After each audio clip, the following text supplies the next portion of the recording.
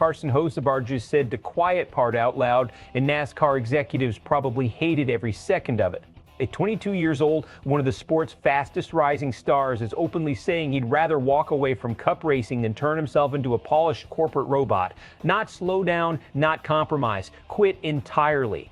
And honestly, that statement might explain why fans are suddenly rallying behind him faster than almost anybody in the garage. Because while NASCAR keeps evolving into a sponsor-driven business machine, Hocevar is trying to bring something back that many fans believe the sport lost years ago: personality. The dangerous part for NASCAR? That attitude is working. Carson Hocevar basically drew a line in the sand during his conversation with Kevin Harvick.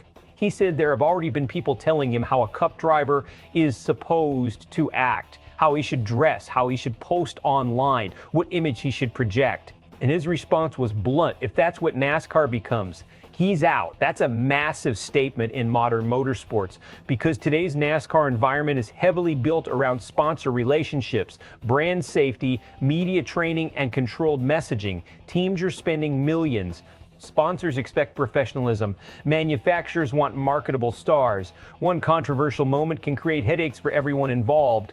But Hocevar doesn't sound interested in being molded into something artificial. He grew up idolizing drivers like Dale Earnhardt, aggressive, intimidating, emotional racers who didn't sound corporate and didn't apologize for being themselves. That old school mentality shaped how he views the sport. And here's the key point most people are missing: this isn't just rebellion for attention. This is part of why fans are connecting with him so fast. Look at what's happened recently. His Talladega celebration exploded online.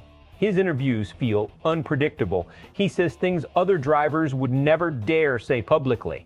In an era where many athletes sound media trained from the second they enter the spotlight, Hocevar feels raw. That creates emotional investment. And NASCAR desperately needs emotional investment. For years, fans have complained that too many drivers feel interchangeable. Same sponsor answers, same polished interviews, same safe personalities. The sport became cleaner, more professional, more marketable, but some fans believe it also lost part of its edge. Hocevar is basically the counterpunch to that entire evolution. Now let's be fair here. There's real risk involved, because the business side of NASCAR is unavoidable. Sponsors are not optional anymore. Teams survive because of sponsorship money. Smaller organizations especially depend on those relationships to stay competitive week after week. And Hocevar drives for Spire Motorsports, a team still trying to establish itself as a consistent contender. That means every headline matters, every controversy matters, every viral moment can either increase your value or create problems internally. And this is where the situation becomes fascinating. Hocevar's authenticity may actually make him more valuable commercially instead of less. That's the irony. Brands today don't always want perfectly scripted athletes. They want engagement, attention, relevance, viral traction. Someone fans genuinely care about. Hocevar generates reactions constantly, whether people love him or hate him. That's market power. And NASCAR hasn't had many young stars recently who feel capable of crossing into mainstream attention outside the racing bubble. That's why the Met Gala conversation matters more than people think. Hocevar, becoming the first NASCAR driver invited since Jeff Gordon back in 2010, says something important about his visibility. We're talking about a driver suddenly reaching audiences that normally don't pay attention to stock car racing at all. That's exactly the kind of crossover exposure NASCAR has been trying to regain for years. And suddenly the guy refusing to act corporate may actually become one of the sport's biggest marketing weapons. Now here's where things get really interesting. Fans are already starting to whisper about something that once sounded impossible.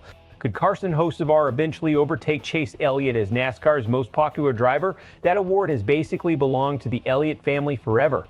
Bill Elliott dominated it for years, and Chase inherited one of the strongest fan bases the sport has ever seen. Since becoming a full-time Cup driver, Chase has controlled that category almost automatically. But there's been growing frustration among younger fans. Some believe Elliott's popularity comes more from legacy than personality. Others think he's too reserved compared to louder, more expressive stars. Fair or unfair, that criticism exists. And Hocevar is arriving at the perfect moment to challenge that dynamic, because he represents almost the complete opposite energy. He's emotional, aggressive, chaotic at times, completely unfiltered compared to most modern drivers. Fans know exactly what he's feeling when he speaks. That connection matters in popularity contests, especially if he keeps winning. and that's the part that could completely change NASCAR's landscape.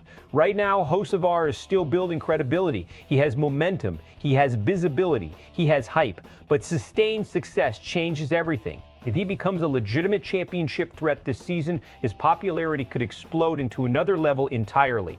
Then suddenly this stops being a fun storyline and becomes a power shift inside the sport. Because NASCAR has been searching for its next crossover superstar for a long time. Someone young, someone unpredictable, someone capable of attracting new audiences, someone fans either passionately support or passionately argue about. That's how major stars are built, not through neutrality, through emotion. But there's also a dangerous side to this path.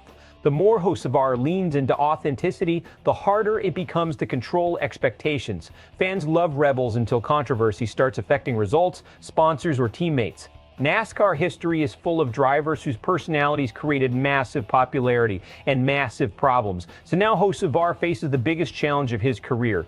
Can he stay authentic without becoming self-destructive? Because there's a huge difference between confidence and chaos. If he finds that balance, NASCAR may have discovered its most important new star in years. If he doesn't, the same attitude making him famous could eventually isolate him inside the garage. Best case scenario, Hocevar keeps winning, keeps speaking honestly, builds a massive national following, and becomes the face of NASCAR's next generation. He could absolutely threaten Chase Elliott's popularity crown if the momentum continues. Worst case scenario, the pressure builds, controversy starts outweighing performance, sponsor relationships become strained, and NASCAR's corporate structure eventually pushes back harder than fans expect. Either way, one thing is obvious now. Carson Hocevar is not trying to fit the mold. He's trying to break it, and honestly, that might be exactly why NASCAR fans can't stop talking about him. So here's the real question. Is Carson Hocevar exactly what NASCAR needs right now? Or is this kind of anti-corporate mentality eventually going to create bigger problems than benefits? Drop your take in the comments, and if you want more high-impact NASCAR coverage like this, make sure you subscribe to Sportswire USA.